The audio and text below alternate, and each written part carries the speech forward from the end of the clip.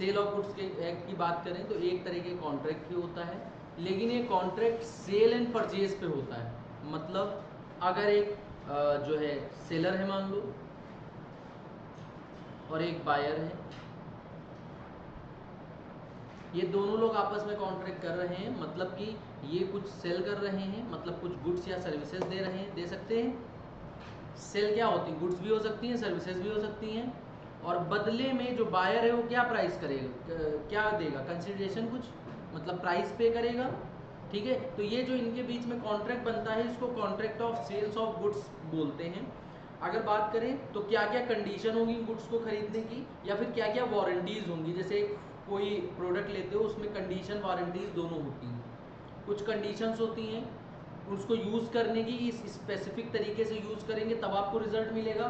कुछ वारंटीज होती हैं कि product with in the specified time अगर उसमें कुछ डिफेक्ट आई तो उसके लिए सेलर रिस्पॉन्सिबल होता है। एक बायर के कुछ स्पेसिफिक राइट्स होते हैं और कुछ सेलर के कुछ स्पेसिफिक राइट्स होते हैं। दोनों राइट्स को प्रोटेक्ट करने के लिए सेल ऑफ गुड्स एक्ट बनाया गया। समझ में आया। पहले अगर बात करें तो पहले अर्लियर सारे एक्ट एक ही में थे, मतलब contract, sale of goods act, negotiable. Later on धीरे धीरे करके सेपरेट हुए, जैसे 1930 में सेल वाले कॉन्ट्रैक्ट को अलग कर दिया गया सेल ऑफ गुड्स एक्ट के नाम से। क्लियर। उसके बाद अगर हम बात करें तो अब हम लोग थोड़ा बुक से पढ़ते हैं इसका introduction. Sale of goods act 1930 regulates contract of transfer of goods between the parties. जो गुड्स ट्रांसफर होते हैं या फिर सर्विसेज ट्रांसफर होती हैं, उससे रिलेटेड जो कॉन्ट्रैक्ट होते हैं दो पार्टीज के बीच में, उससे रिलेटेड यहाँ पे बात होती है। Primarily businesses and commerce, it ensures the proper transfer of ownership of the goods for a price.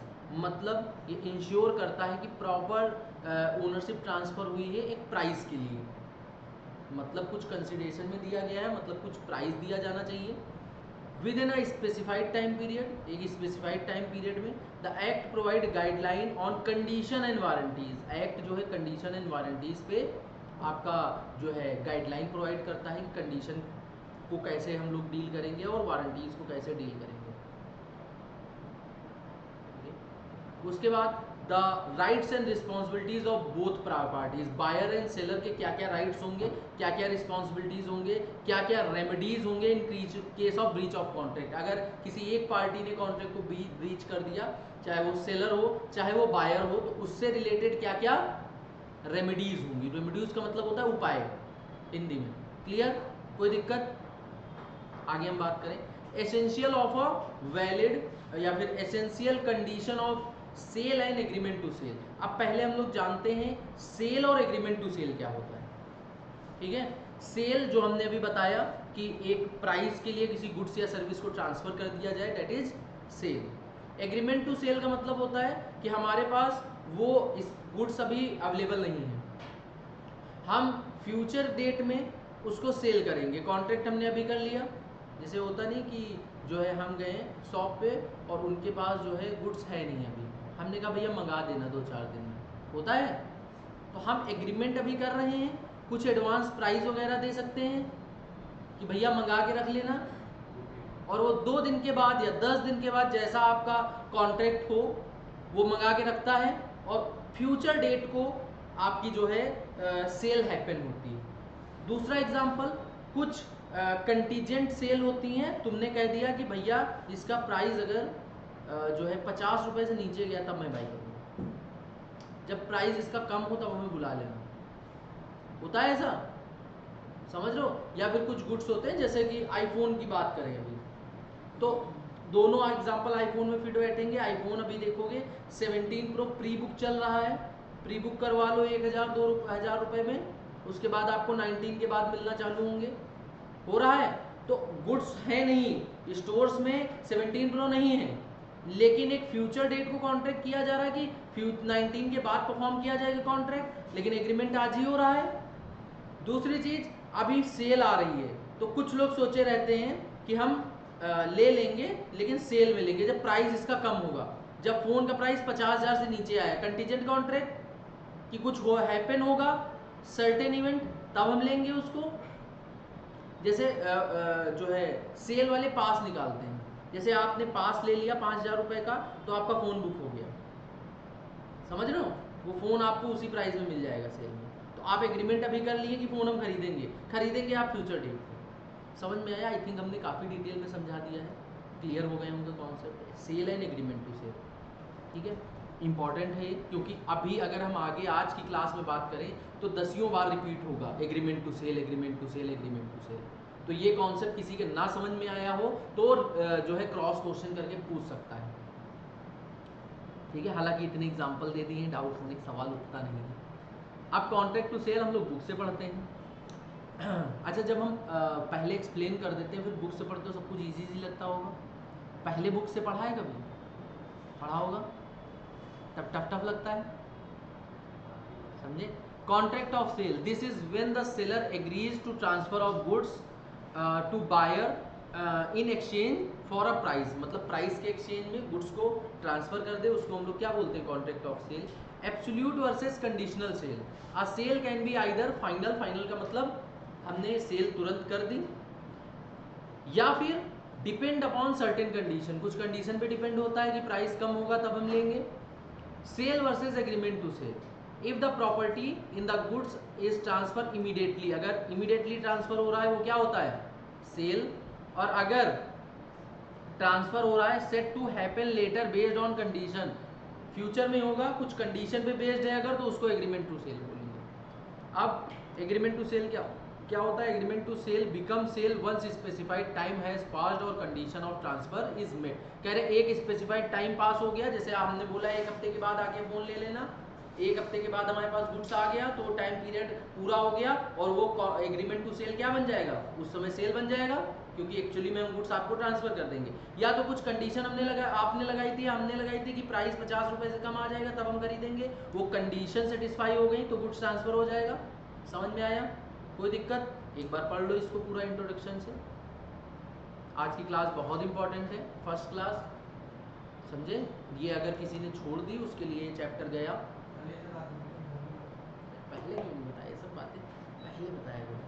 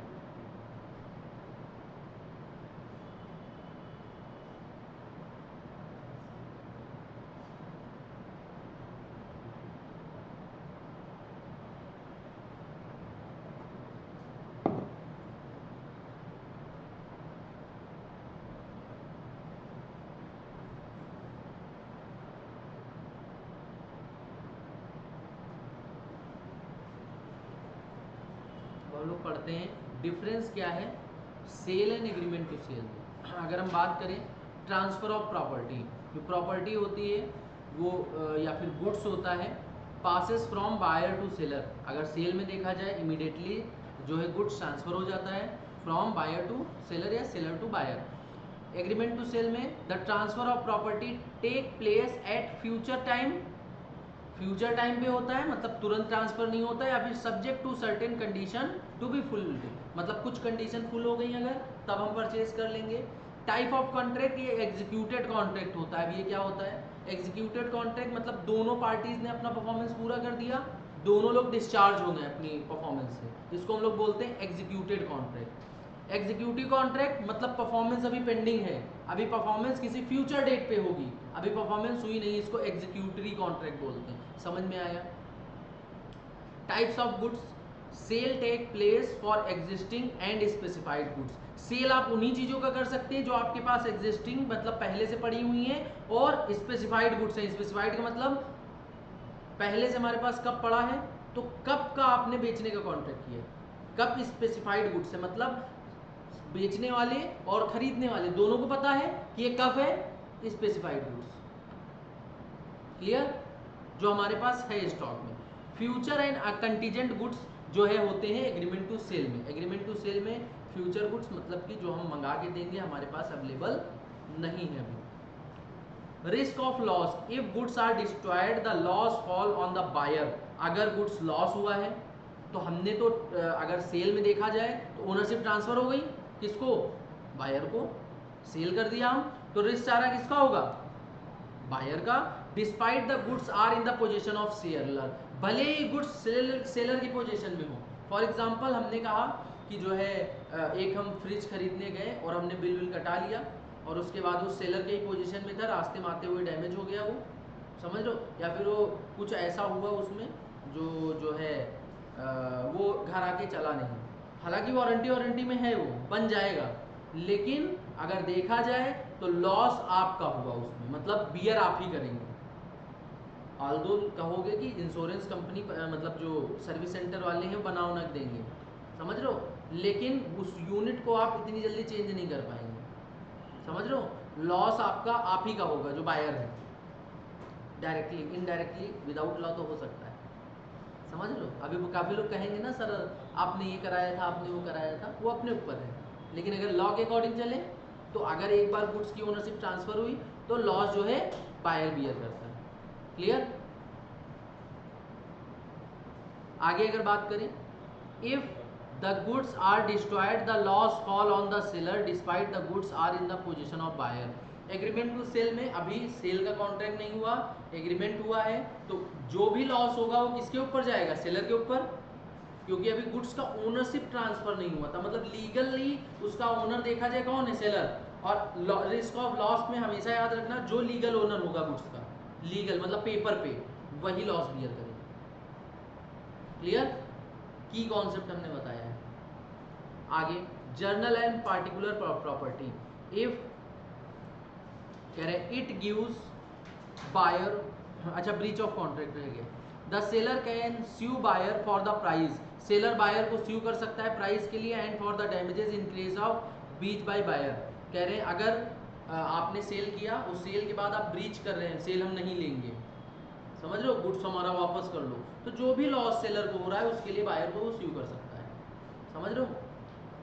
The seller can sue for damages only in case of breach by buyer, seller जो है damages के लिए तभी buyer को वो जो है स्यू कर सकता है जब ब्रीच बायर की तरफ से हुआ। जैसे एग्रीमेंट टू सेल कर दिया, बाद में कहने लगे हम नहीं खरीदेंगे, हम दुकान में लाए रखे हैं सामान, तुम्हारे लिए स्पेसिफिक कोई जो है गुड्स बनाया है तुम्हारे अकॉर्डिंग, मतलब मॉडिफाइड गुड्स होते हैं जो कस्टमर के अकॉर्डिंग बनाया है, उसकी वजह से हमें लॉस हो रहा है, वो दूसरा बंदा नहीं खरीदेगा, समझ लो। तो जो भी लॉस होगा अगर बायर ने ब्रीच कर दिया वो एग्रीमेंट, तो उसके लिए जिम्मेदार कौन होगा? बायर। नहीं समझ में आया? आगे इंसॉल्वेंसी, इसका क्या मतलब?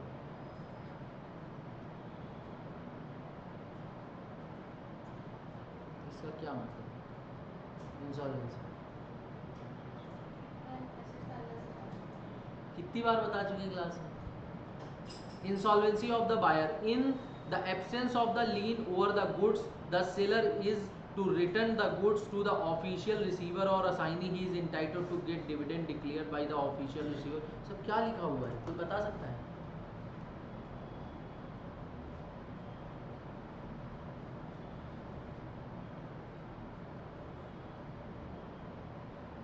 पढ़ो समझो और ये वाला बताने की कोशिश करो।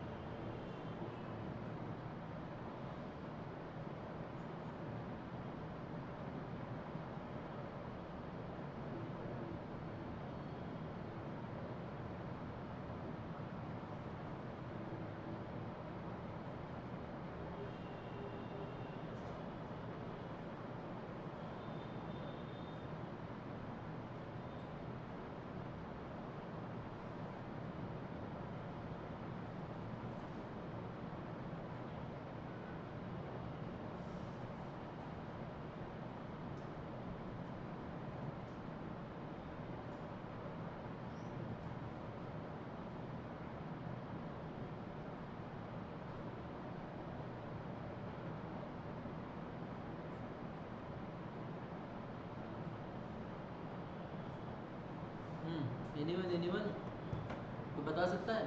नहीं नहीं। अक्षत, बहुत उम्मीदें हैं हमें तुमसे। आदित्य, तुमसे भी सब गलत आदमी से उम्मीद कर रहे हैं, ऐसा तो नहीं है? चलो वीर से पूछ लेते हैं। चलो हम ही बता देते हैं। In the absence of lien, lien का मतलब क्या होता है? पोजीशन ने पास रखना। Over the goods the seller is return the goods to the official receiver और असाइनी। सेलर क्या कर सकता है? जो है absence of lien over the goods, seller is return to the goods to the official receiver. Seller जो है official receiver से गुड्स ले सकता है इंसॉल्वेंसी के केस में। बायर पैसा नहीं दे पा रहा है, गुड्स ले लिया है उसने, गुड्स रिटर्न करवा सकता है वो, या तो अपने पास या तो अपने असाइनी के पास। He is entitle to get dividend, यहाँ से ये चीज़ गलत लिखी हुई है, समझ लो। ये कॉन्सेप्ट इतना ही है, डिविडेंड की बात ही नहीं होगी यहाँ पे, समझ लो। डिविडेंड अलग कॉन्सेप्ट है, यहाँ पे वो पॉइंट है, वो पॉइंट ही गलत है। The seller is not bound to part with in the goods until the price is paid to him. कह रहे हैं कोई भी सेलर बाउंड नहीं होगा किसी पार्ट के लिए जब तक प्राइस वगैरह पे नहीं किया गया होगा, ठीक है। ये वाला भी पॉइंट थोड़ा सा गलत है, तो इसको भी काट लो। इतने पॉइंट तुमको पढ़ने हैं मोस्टली इसमें, एक बार पढ़ लो, कोई डाउट हो तो पूछ सकते हो। हाँ, हमने बोला कि अगर जो है क्या बोलते हैं, पोजीशन नहीं है, in the absence of lien over the goods, seller is to return the goods to the official receiver. अगर मतलब कि पैसे उसे नहीं मिले हों, उसको उसका पोजीशन नहीं है, एब्सेंस है लीन का, तो वो जो है गुड्स को अपने पास वापस मंगा सकता है। हाँ, अगर हम बताएं तो ये दोनों पॉइंट हम कटा देते हैं, क्योंकि ये दोनों पॉइंट गलत लिखे हुए हैं ऑलमोस्ट। हाँ, ऑफिशियल सेलर होना चाहिए, इसीलिए बता रहे हैं ये दोनों पॉइंट हम कटा देते हैं, दोनों पॉइंट ऑलमोस्ट गलत है। तो गलत पढ़ने से अच्छा है ना पढ़ो, समझ लो। तो यहाँ तक पढ़ना है तुमको।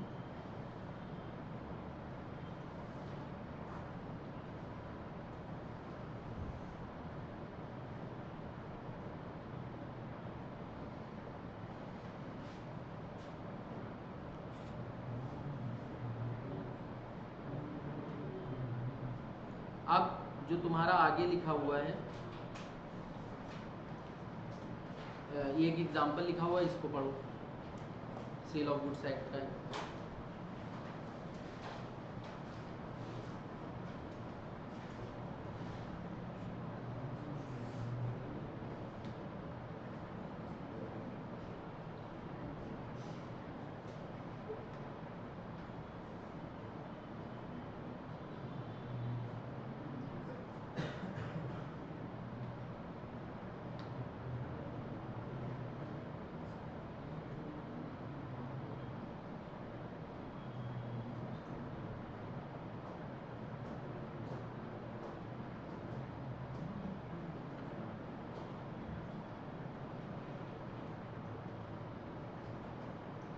आदित्य, अब डेली आओगे ना पक्का? 21 को एक बार हो जाओगे, कितने दिन के लिए? दिसंबर अटेम्प्ट है ना पक्का? बहुत छुट्टियां कर रहे हो तुम।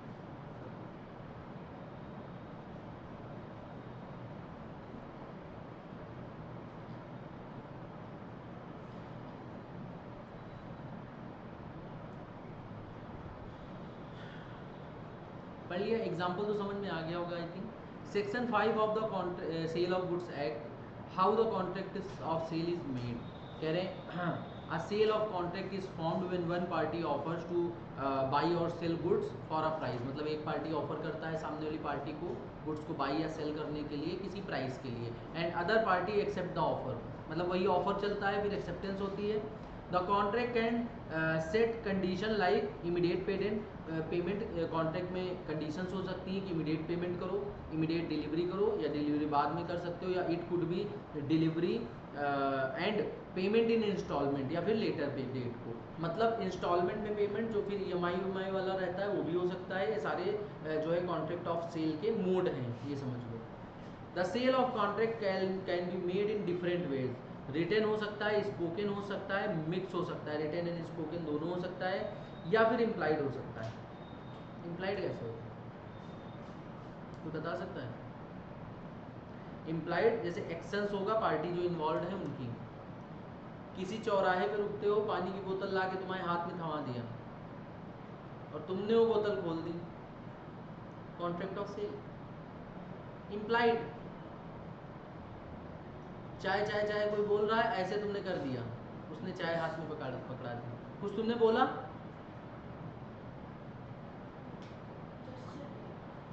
तो वही जेस्चर ही तो इम्प्लाइड होता है, इम्प्लाइड कॉन्ट्रैक्ट हो गया। आप चाय हाथ में ले लिए हो, उसने निकाल के दे दिए तो पैसे देने पड़ेंगे, समझ रहे हो?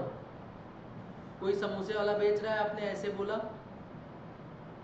समोसा ही खाली बेच रहा है, उसने चटनी उटनी डाल के ऐसे दे दिया, मना कर पाओगे बाद में कि भैया आप नहीं लेंगे, चटनी निकाल के वापस कर लो, ये हैं? नीचे जाके करके देखना, समझ लो, लड़ाई कर देगा वहीं, पता है तुम्हें, वहीं लड़ाई कर देगा, क्या जब लेना नहीं था तो ऐसे क्यों किया समझे? कहेगा खाओ चाहे ना खाओ, 10 रुपए दे दो ठीक है। अब इसमें अगर देखा जाए, एक बायर होता है, एक सेलर होता है। बायर कौन होता है? जो बाई करता है। सेलर कौन होता है? जो सेल करता है। कितना तगड़ा कॉन्सेप्ट बताया हमने। उसके बाद स्पेसिफाइड गुड्स, जो जिस गुड्स पे हम लोग एग्री हुए हैं, जैसे हमने बताया हमारे पास कफ इस समय है, तो कफ पे हम लोग एग्री हुए कि ये स्पेसिफाइड गुड्स तुमको हम बेचेंगे, तो क्या है स्पेसिफाइड गुड्स? किसी स्पेसिफिक गुड्स पे बायर एंड सेलर दोनों एग्री हो रहे हैं, that is specified goods. Future goods, जो कि हाँ या तो हम प्रोड्यूस करेंगे, मतलब मैन्युफैक्चर करवाएंगे, या तो हम एक्वायर करेंगे कहीं से, मतलब दूसरी जगह से ला के देंगे, that is future goods, future date में देंगे। समझ में आया कि कोई दिक्कत? पढ़ लो ये की टर्म्स जो है, और ये ऊपर वाला पढ़ लो। फिर हम लोग एसेंशियल एलिमेंट्स पढ़ते हैं, जैसे कॉन्ट्रैक्ट में पढ़ा था हम लोगों ने essential elements of a valid contract, वैसे ही इसमें पढ़ेंगे essential conditions for contract of sale. ठीक है, इतना पढ़ो फिर बताया। आराम आराम पढ़ना है, धीरे धीरे समझ के एक एक कॉन्सेप्ट। MCQ के लिए जल्दबाजी नहीं करनी है। जो भी रीडिंग टाइम क्लास में देते हैं उसमें केवल रीडिंग करो। एग्जाम बहुत नियर है तुम लोगों के, समझ रहे हो? किसी भी तरीके की लापरवाही बर्दाश्त नहीं की जाएगी। अक्षत कह रहा है सर हमारी तो की जाएगी ना, हम तो कर ही सकते हैं लापरवाही। जून अटेम्प्ट आदत लग जाती है। किसकी आदत? लापरवाही।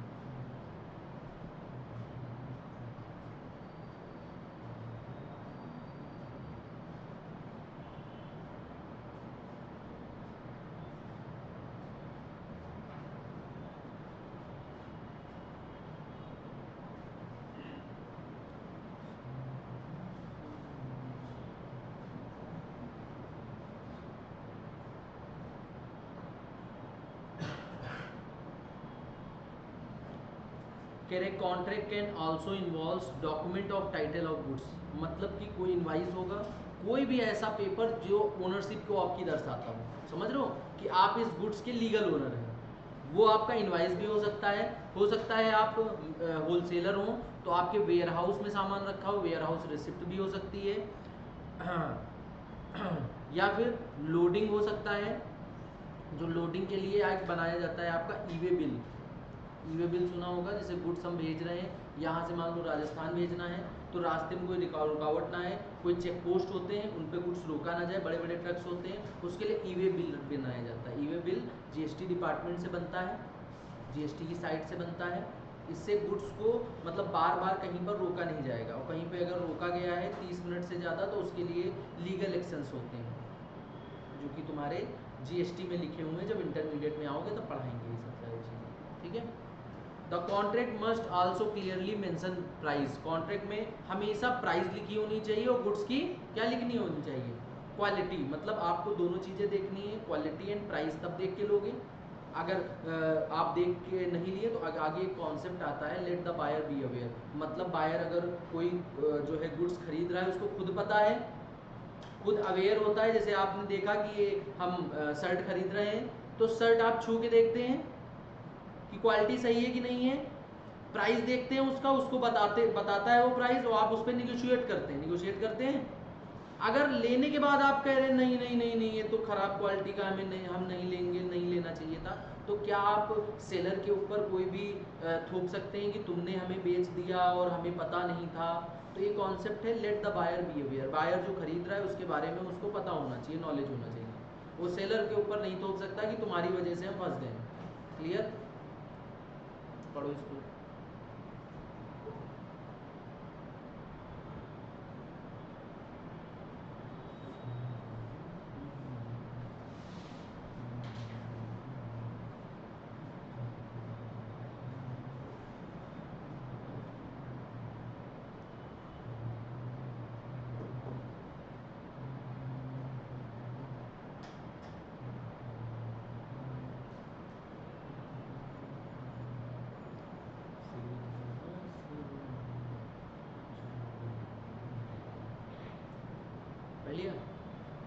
पढ़ लिया ना? अब हम लोग बात करते हैं essential conditions of a contract. सबसे पहले कोई भी कॉन्ट्रैक्ट करोगे दो पार्टी लगेंगी, तो सबसे पहला रूल कि कॉन्ट्रैक्ट में दो पार्टी होनी चाहिए, और contract of sale must involve at least two parties, the seller and the buyer. A person can not sell goods to themself, खुद को गुड्स बेच सकता है नहीं, दो पार्टी होनी चाहिए, एक बायर होना चाहिए, एक सेलर होना चाहिए। ट्रांसफर ऑफ टाइटल मतलब ट्रांसफर ऑफ ओनरशिप, गुड्स की ओनरशिप ट्रांसफर होना चाहिए, तभी goods of sale of goods act में वो अट्रैक्ट होता है। For the contract of sale to be valid, एक वैलिड सेल के लिए जो गुड्स का ओनरशिप है, टाइटल है, वो ट्रांसफर्ड होना चाहिए from seller to buyer. Without this transfer the sale is not completed, कह रहे बिना इस ट्रांसफर के सेल कंप्लीट ही नहीं मानी जाएगी और आप सेल ऑफ गुड्स एक्ट में नहीं आएंगे। गुड्स एज सब्जेक्ट मैटर, कह रहे the contract must be clear subject matter, मतलब किस गुड्स पे आप कॉन्ट्रैक्ट कर रहे हैं, उस गुड्स को बेच रहे हैं, कब का मैंने एग्जांपल लिया है पूरे इसमें, तो वो स्टेट होना चाहिए कि सब्जेक्ट दोनों लोगों को पता होना चाहिए। Which the goods being sold according to the act goods are defined, अब इसमें गुड्स की डिफिनेशन लिखी हुई है। गुड्स क्या होते हैं? Goods are defined as any movable property, मतलब कोई भी मूवेबल प्रॉपर्टी जिसको हम एक स्थान से दूसरे स्थान पर ले जा सकते हैं। सेकेंड चीज, एक्सेप्ट मनी एंड क्लेम्स, इसको बोलते हैं एक्शनेबल क्लेम। जैसे जो बेटिंग वगैरह में पैसा होता है, जैसे तुम लोग देखे होगे, रेस मूवी देखी है, सबने देखी होगी, रेस में पैसे देके वो क्वाइन लेते हो। क्वाइन क्या होता है? कैरम की गिट्टी जैसे होती है कसिनो वगैरह में, देखा होगा मूवीज में, देखा है? हाँ, तो उसको हम लोग एक्शनेबल क्लेम्स बोलते हैं। तो मनी और एक्शनेबल क्लेम्स जो होते हैं हमारे, वो बेटिंग वाले पैसे देके आप क्वाइन ले रहे हैं, उनको हम इसमें गुड्स की डिफिनेशन में इंक्लूड नहीं करते हैं। क्लियर? आगे, एंड इंक्लूडेड मतलब ये चीजें इंक्लूडेड होती हैं। आइटम लाइक स्टॉक हमारे आते हैं, जो भी स्टॉक रखा हुआ है। शेयर्स जो होते हैं वो भी हमारे गुड्स होते हैं। क्लियर? जो हमने शेयर्स खरीद रखे हैं। क्रॉप्स का मतलब जो जितनी भी फसलें होती हैं। उसके बाद, and things attach to the land are agreed to be removed before the sale, जितनी भी चीजें लैंड से अटैच्ड हैं, जैसे सब्जियां निकलती हैं, फल्स निकलते हैं, ये सब क्या है? ये गुड्स माने जाते हैं। जितनी भी चीजें लैंड से अटैच्ड हैं और इनको सेल करने से पहले रिमूव किया जाए। रिमूव भी तो करोगे बिफोर द सेल, उखाड़ के ही बेचोगे, पेड़ सहित थोड़ा ना बेच दोगे। समझ में आया गुड्स की डिफिनेशन? थोड़ी सी पढ़नी पड़ेगी, एमसीक्यू में आ सकती है। तो तुमको थोड़ा सा इसको एक दो बार ध्यान लगा के पढ़ना पड़ेगा कि क्या नहीं आता है। मनी एंड एक्शनेबल क्लेम्स ये नहीं आता है, बाकी क्या आता है, स्टॉक आता है, शेयर्स आता है, क्रॉप्स आते हैं, जितनी भी चीजें लैंड से अटैच्ड हैं ये सारी आती हैं। सिंपल, कोई दिक्कत नहीं। कंसिडरेशन, विदाउट कंसिडरेशन कॉन्ट्रैक्ट नहीं होता है। No consideration no contract. The contract must involve a specific amount of money as consideration. Money involve होना चाहिए एज अ कंसिडरेशन।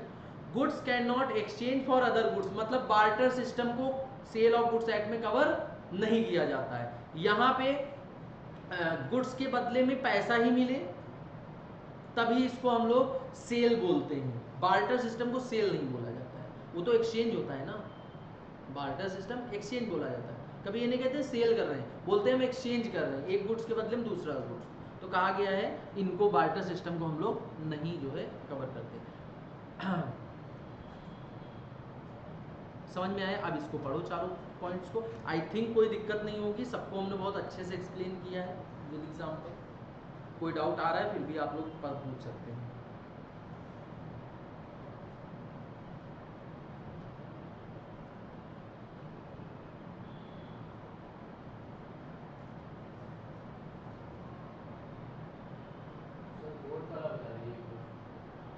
कंसिडरेशन मतलब कोई भी कॉन्ट्रैक्ट है विदाउट कंसिडरेशन नहीं होना चाहिए। यहाँ पे वहाँ पे कहा जाता है कंसिडरेशन मनी या फिर अदर थिंग हो सकती है कॉन्ट्रैक्ट में। यहाँ पे कहा गया कंसिडरेशन केवल और केवल मनी में हो सकती है, एक स्पेसिफिक अमाउंट होना चाहिए। कोई भी अगर गुड्स के बदले में गुड्स, मतलब अगर काइंड में आप चीजें दे रहे हैं या फिर बार्टर सिस्टम में दे रहे हैं, उसको हम लोग सेल नहीं मानेंगे। सेल तभी होगा इधर से गुड्स जा रहा हो उधर से पैसा आ रहा हो, that is cell. Clear?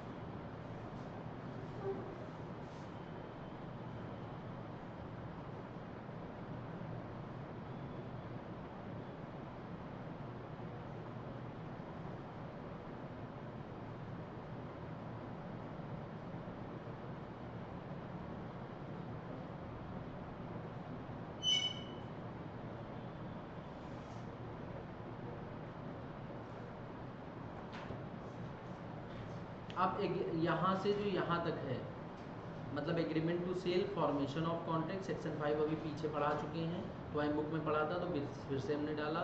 Subject matter of contract, ये तीनों चारों कॉन्सेप्ट हम पढ़ा चुके हैं, एक बार पढ़ के देखो इसको, फिर सेक्शन 6 से हम पढ़ाएंगे आगे।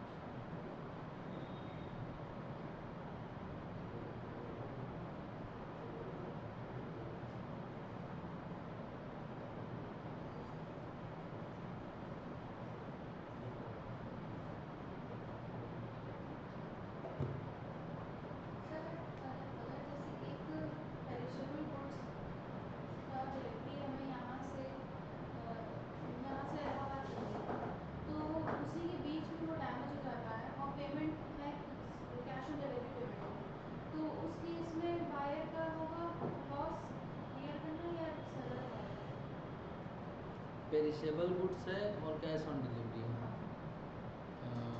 देखो इसमें अगर हम इस समय की बात करें, मॉडर्न युग की, आप बायर को पता है, जैसे कि अगर फ्लिपकार्ट की बात करें हम, फ्लिपकार्ट पे कुछ गुड्स पे एक्सचेंज रहता है, रिटर्न रहता है, कुछ गुड्स पे नहीं होता है, तो कहते हैं let the buyer be aware.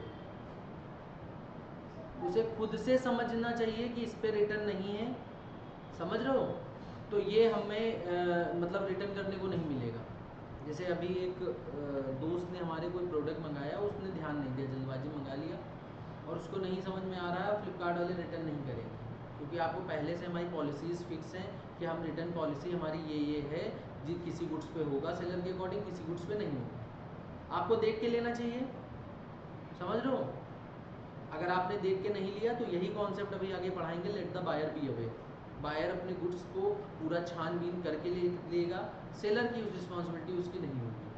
अगर गुड्स पेरिशेबल है और कैश ऑन डिलीवरी है, जैसा तुमने बताया है, तो दोनों के बीच में एक एग्रीमेंट होता है। एग्रीमेंट इन द सेंस कि बायर को भी पता है, सेलर को भी पता है गुड्स की जो है सेल्फ लाइफ कितनी है। तो अगर उस सेल्फ लाइफ के अंदर सेलर डिलीवर कर देगा और गुड्स में कोई कमी, इन द सेंस कि गुड्स की क्वालिटी सही रहेगी जैसी एग्रीड थी, ठीक है। अगर टाइम पीरियड के बाद वो जो है डिलीवर करता है, time period in the sense 2 दिन उसकी सेल्फ लाइफ है, तीसरे दिन डिलीवर हो, तो सेलर की गलती है, सेलर बियर करेगा, समझ रहे हो। जैसे दूध का पैकेट होता है, पता है हमको एक दिन में खराब हो जाएगा, आप अगले दिन का दूध अगले दिन ला रहे हैं, तो आपकी सेलर की गलती है ना, बायर की क्या गलती, समझ लो, बायर ने तो दूध मंगाया है, समझ लो। जैसे ब्रेड होता है, ब्रेड में भी यही कॉन्सेप्ट होता है।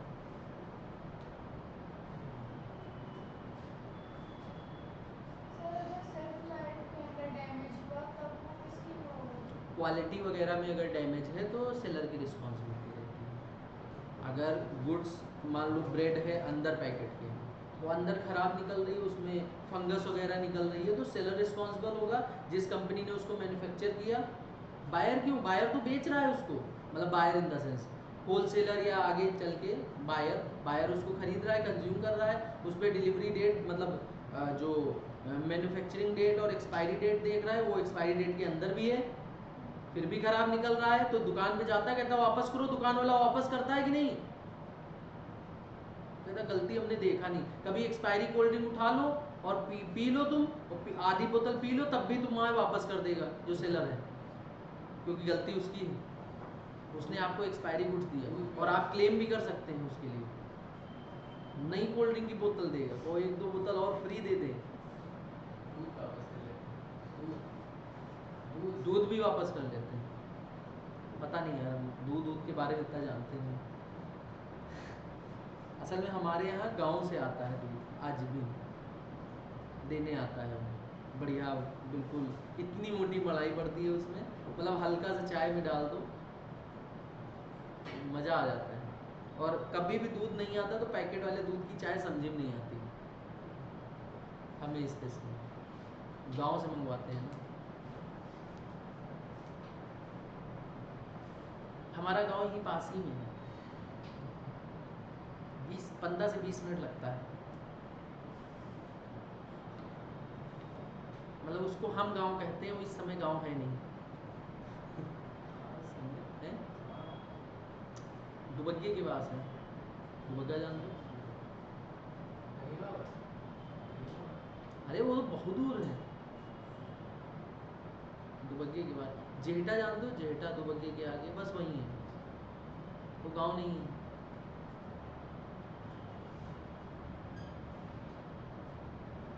वहाँ से आता है दूध।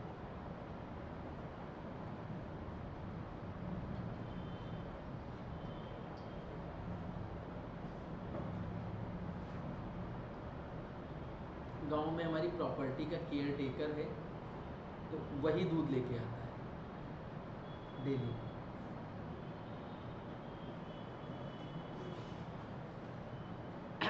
पढ़ लिया ये? अब हम लोग पढ़ते हैं सेक्शन 6। सेक्शन 6 अभी हमने पढ़ा है टाइप ऑफ गुड्स। गुड्स कितने? एक होता है एग्जिस्टिंग गुड्स, जो आपके पास है, जो सेलर की पोजीशन में है, वो तुरंत बेच सकता है।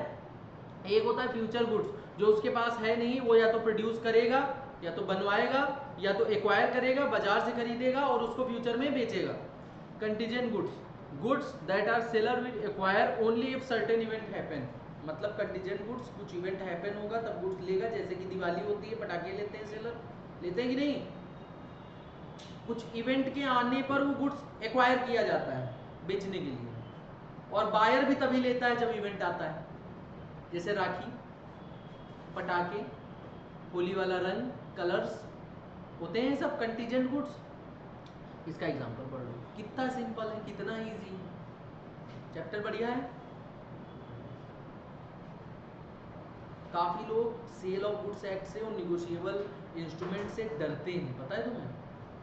चैप्टर से काफी स्टूडेंट्स हमें मिले, छोड़ के जाते हैं। छोड़ने वाला है? लग रहा है? नहीं लगेगा, ऐसे ही पूरा चैप्टर है, अभी तक तो नहीं, आगे सर बताएंगे। जानने के लिए बने रहिए हमारे साथ, टू बी कॉन्टिन्यूड। मिलते हैं अगले धारावाहिक में, अगले एपिसोड में, क्या बोलते हैं एपिसोड में? तुम देखती हो ना डेली शो? क्यों? कौन सा? अनुपमा? तो कौन सा है? कौन सा शो? कौन कोई देखता है शो? क्यों? बालवीर नहीं देखे हो? देखते हो ना, पहले देखते हो। और डोरेमोन, शिनचैन, ये तो अभी भी देखते हो? हैं? छोटा भी अभी भी देखते हो? क्यों आदित्य? छोटा भी नहीं देखते हो? हैं?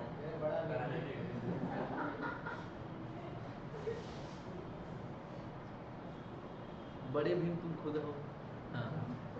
Section 7 good perishing before the contract if specific goods perished और were damage before the contract was made.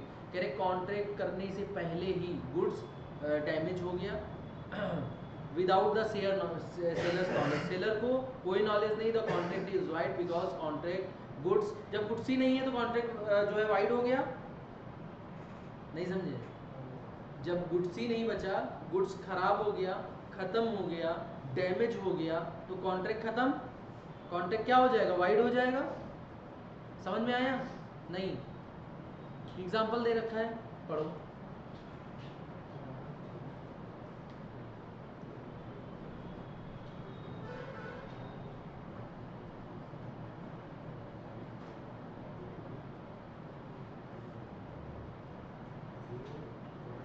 समझ में आ गया होगा। मैंगोज थे, वेदर के कारण खराब नहीं हो जाते, मौसम के कारण खराब हो गए, कॉन्ट्रैक्ट वाइड हो गया। गुड्स ही नहीं, क्या डिलीवर करवा लोगे? समझ रहे हो? Goods perishing after the agreement, agreement करने के बाद अगर गुड्स खराब हुए, if goods agreed upon the perishing और are damage without fault of either party, मतलब किसी पार्टी की फॉल्ट नहीं है, ना बायर की ना सेलर की, before the risk is transfer to the buyer the agreement is void. दोनों केस में अगर देखोगे गुड्स अगर खराब हुए तो एग्रीमेंट वाइड हो जाएगा,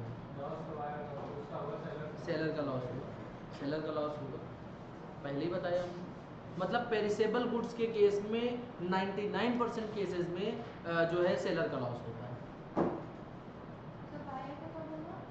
नहीं होगा तो 99 क्यों कहा?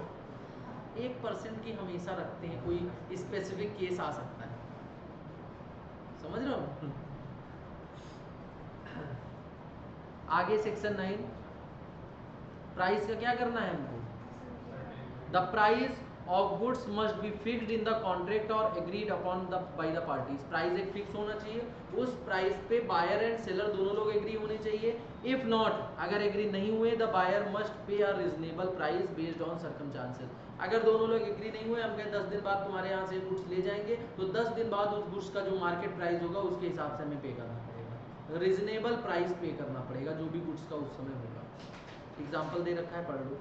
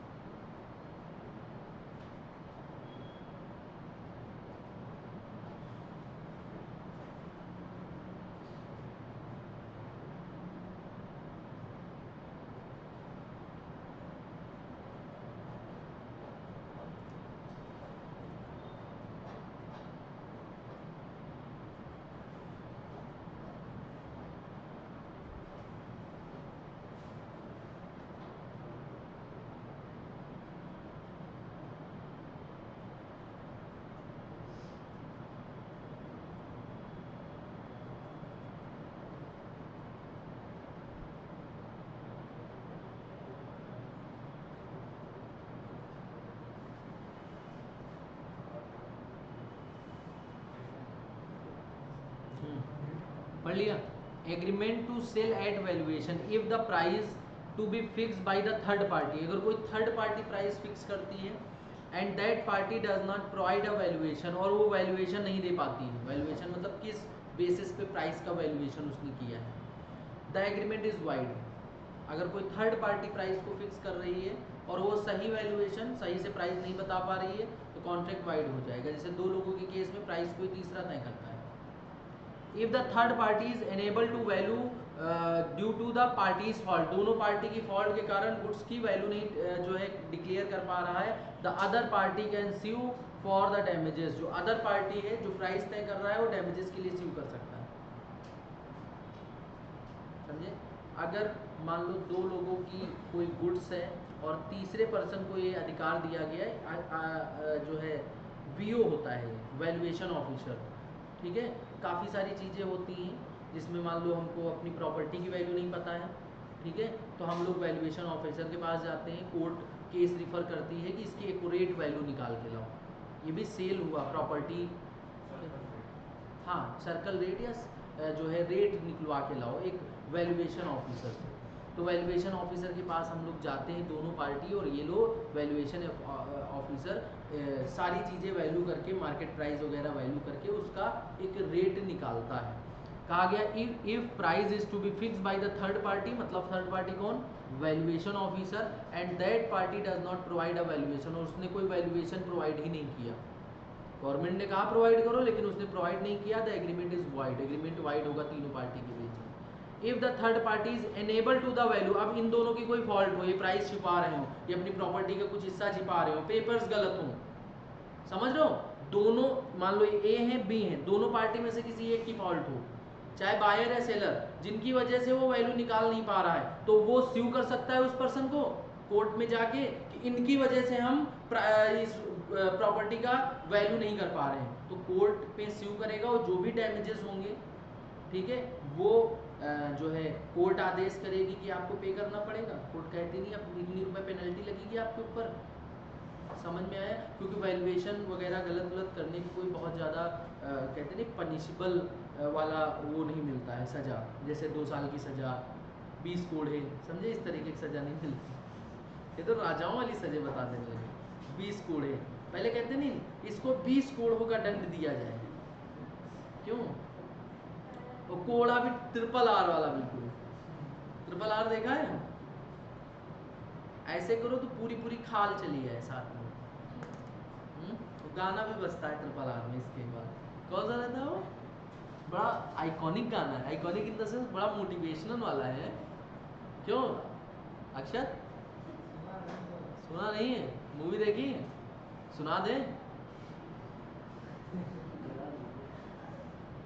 है क्या वो, चला दे, यही सब करो, पढ़ाई वढ़ाई नहीं करनी, अरे चला दो, है मोटिवेशन चाहिए।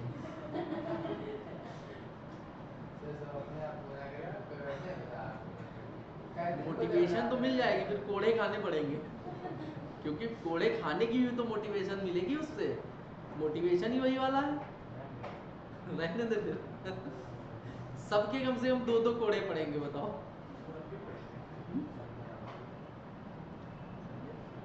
पढ़ो इसको।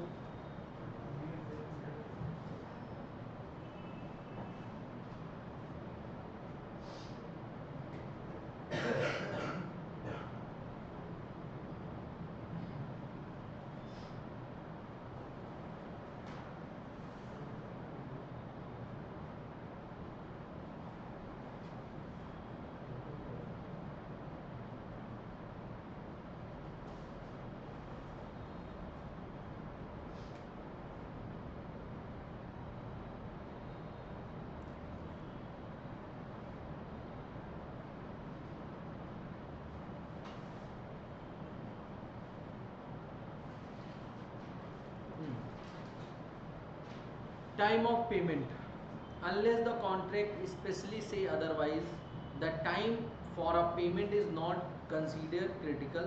The importance of timing depends upon the contract terms, मतलब टाइमिंग कितनी इंपॉर्टेंट है वो कॉन्ट्रैक्ट के टर्म्स एंड कंडीशन से पता चलेगा। क्लियर, हमने कहा है कि कॉन्ट्रैक्ट सेल आपका 2 दिन के अंदर हो जाना चाहिए, तो टाइमिंग 2 दिन के अंदर इंपॉर्टेंट है, उस टाइप का। इसको भी पढ़ लो, फिर हम लोग ट्रांसफर ऑफ ओनरशिप पढ़ते हैं।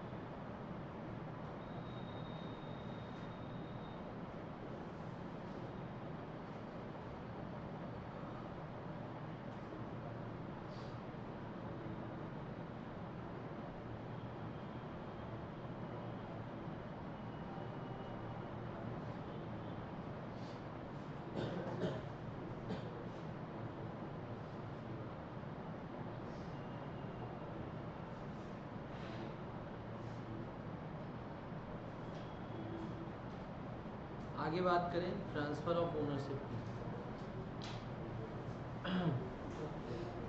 सेक्शन 18 to 26 जो है बात करते हैं on the passing of property. This section deals with when the ownership of the property goods is transfer to from seller to buyer. Section 18 बोलता है goods must be ascertain for a contract to be transfer goods the goods must be identified and clearly determined. मतलब दोनों parties clearly determine होनी चाहिए कि goods कौन सा होगा। समझ रहे हो, किस गुड्स पे हम लोग कॉन्ट्रैक्ट कर रहे हैं। If the goods are not identified, अगर गुड्स आइडेंटिफाइड नहीं है तो ओनरशिप ट्रांसफर नहीं होगी। समझ में आया। Intention of the party, section 19, the transfer of property depends upon intention of the both parties seller and buyer. This can be figured out from the terms of the contract how they behave and the situation. If the intention is not clear other rule apply. कह रहे हैं उनका intention clear होना चाहिए, मतलब seller का ये intention होना चाहिए कि हमें अपना गुड्स सेल करना है, बायर का इंटेंशन होना चाहिए कि हमें अपना गुड्स क्या करना है, बाई करना है गुड्स। दोनों के इंटेंशन क्लियर होने चाहिए। स्पेसिफिक गुड्स सेक्शन 20 to 22 दे रखा है। Specific goods in deliverable state, मतलब डिलीवरी की स्टेट में है। When specific goods are ready to be delivered, मतलब बिल्कुल डिलीवरी के लिए रेडी हैं। State where the buyer can take them, मतलब ऐसी स्टेट जहां पे बायर उनको तुरंत ले जा सकता है। The ownership passes to the buyer when contract is made regardless of payment and delivery, मतलब जैसे ही कॉन्ट्रैक्ट ये हुआ ओनरशिप ट्रांसफर हो जाएगी। क्लियर, क्योंकि हमारे जो गुड्स हैं वो रेडी टू यूज हैं, रेडी टू डिलीवर्ड हैं। Clear. Specific goods to be made, क्या लिखा है, डिलीवरेबल, मतलब अभी गुड्स हमारे क्या हैं, डिलीवरी की कंडीशन में नहीं है, उनमें कुछ काम बाकी है, कुछ कराया जाएगा तब उनको डिलीवरी के लायक बनाया जाएगा। If the seller needs to do something, जैसे रिपेयर करना है, उनको पैकेजिंग करवानी है, समझ रहे हो, to make the goods delivery ready for delivery, ownership does not transfer until the seller complete the task and informed by the buyer। कह रहे हैं जब तक वो अपना टास्क, मतलब उसको डिलीवरी वाली स्टेट में गुड्स को ले नहीं आता है, तब तक वो कॉन्ट्रैक्ट कंप्लीट नहीं होता है, मतलब कॉन्ट्रैक्ट ऑफ सेल नहीं बनता। Clear. Specific goods seller to determine price. If the seller needs to do something, जैसे कि वेट करना है, मेजर करना है, 5 किलो आलू लेने गए, समझ रहे हो, तो उसको मेजर करना पड़ेगा 5 किलो कितने होंगे, तब वो प्राइस बताएगा। Determine the price of the goods, ownership passes only after the done, जो है बायर सेलर जो है वो मेजरमेंट वगैरह कर लेगा, तभी बायर को बताएगा कि कितने किलो है, क्या प्राइस है।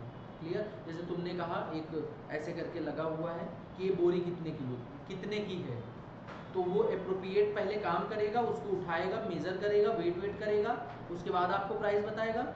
बताएगा कि नहीं, समझ में आया, पढ़ो इसको। इतना ना इजी है सर, इतना इजी नहीं होना चाहिए,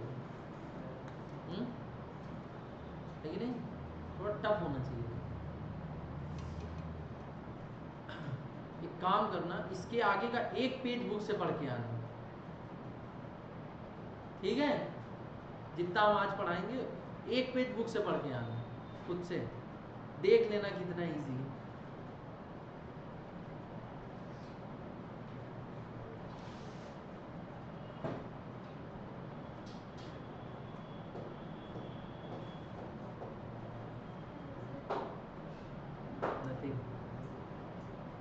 नोट्स वही है या चेंज है तुम्हारे?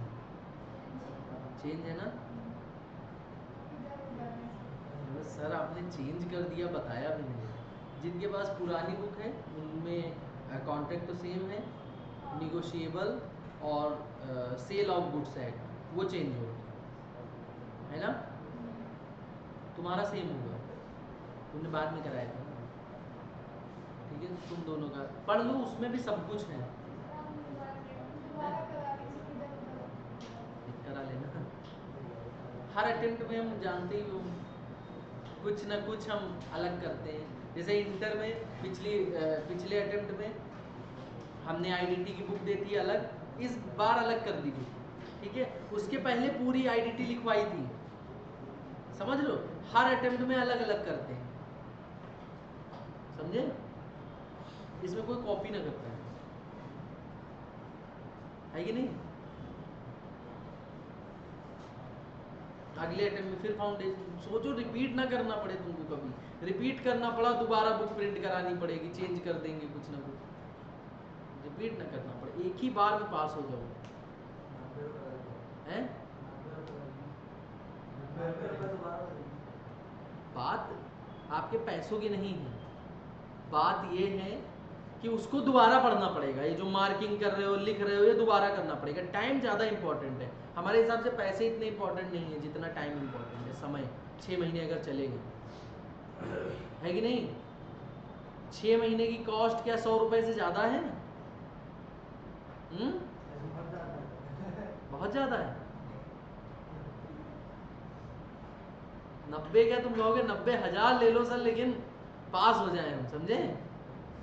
तो दे तो करवा देंगे।